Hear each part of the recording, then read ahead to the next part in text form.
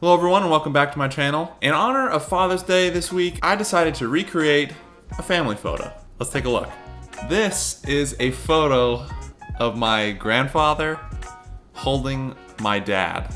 I mean, how cool is this photo? I mean, first off, there's just so many little details here, like my grandpa's buzz cut, or I can't tell if it's a buzz cut or if it's just slicked back, like a slick back. So when I dress up like that, I'm gonna slick my hair. Luckily, my grandpa and I have similar hairlines. Thanks, Grandpa. I don't know where I'm gonna get a costume like this. I'll probably have to buy one from like a costume shop. And then look at this really rad old car back here. I'm toying with the idea of maybe putting my car in the background, just to kind of do, once again, try to do a modern take on this. This is the first time I've ever done a vintage photo before, so it's gonna be a big learning curve, I know, and there's a lot going on into the photo, so let's jump into it. It is a week later because this took forever to come in the mail. But we are off to the location. Please keep it down. We are off to the location to get the shot. Let's go. Hey. Hey. So today Portia is shooting the photo, and we are heading to the location now. It's a little overcast, so it's gonna be a little tricky to figure out lighting and stuff because the photo is very backlit. So we're gonna see. I mean, the sun is actually coming out a little bit, but we'll see. We're just gonna have to see how it goes. Plus, I don't think there's any palm trees at this location. So So we're gonna have to. I might have to Photoshop in some palm trees. Oh, it's gonna be okay though. Dad is really talented. Okay, so we are at the location. It's obviously not perfect because it's not the exact spot. But we found a hedge, a good place for my car to be parked, and a kind of overlook, which is, I'm mostly just looking for a blank sky that I can Photoshop stuff into. The sun's coming from roughly behind me. It's not the exact angle, but we're just gonna see what we can do. And we're just getting our actor ready. You ready? You're in wardrobe? Okay, great. Here's the hedge. There's a little palm here, but I don't think it's gonna work, but we're just gonna have to see. Here's an example of kind of what I'm looking at with the frame here. If Portia stands there, there's a little bit of my car, a little palm tree. We're kind of backlit. I think it's gonna be great. Shiloh, you're doing a perfect face. Good job. Good job. Bright, so he's like, yeah, it's exactly right. Okay, let's do this.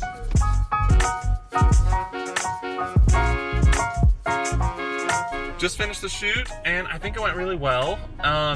It's a little bit hard because Shiloh was fidgeting and stuff. Couldn't get the hand placement just right, but I think the overall idea is great. I think it went well. So I'm excited to jump in and get editing. Get editing.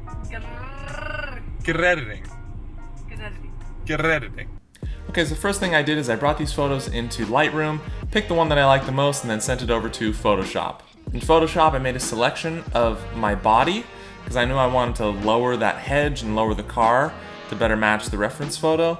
So I made a selection of my body and I moved down the background. From there, using masks and the clone tool, I was able to clone out the duplicate of my body and able to add back in pieces of the car and pieces of the road to make it look more natural.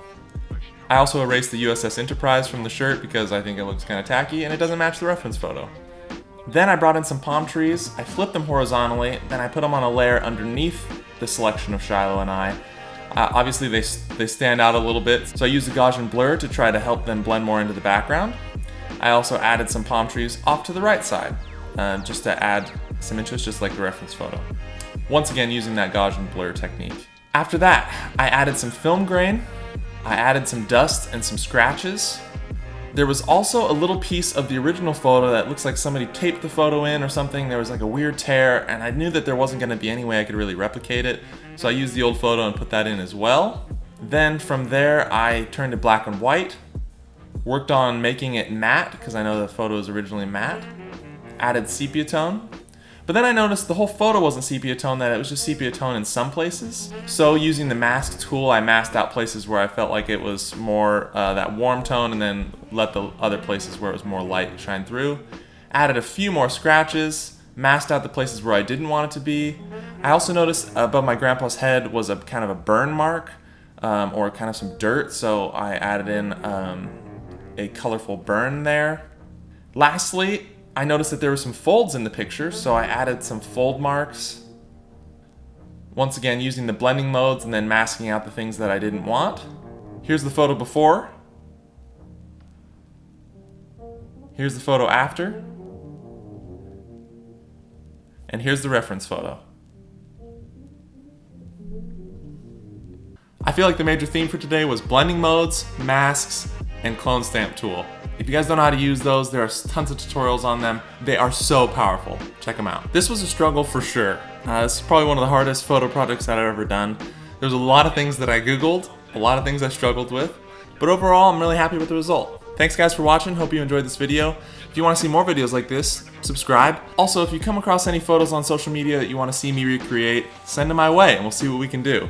If you want more of the Klapp family, my wife Portia puts out a vlog once a week, and we also have a podcast once a week that I will link down below.